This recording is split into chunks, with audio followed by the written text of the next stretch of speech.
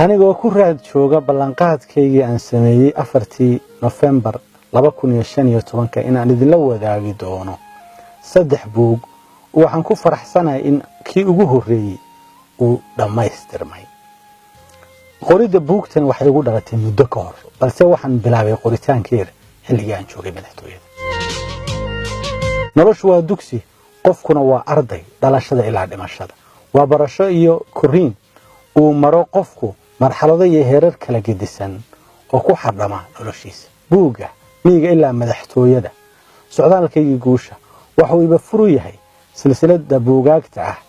ee dhaxalgal waa midhaha casharo ay waayaha noloshu ibareen oo aan kaga warramayo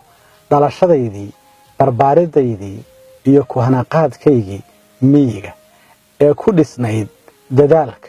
dulqaadka iyo shaqooyinka kala gedisan ee aan soo qabtay waa aragnimo dhacdooyin iyo sooyaal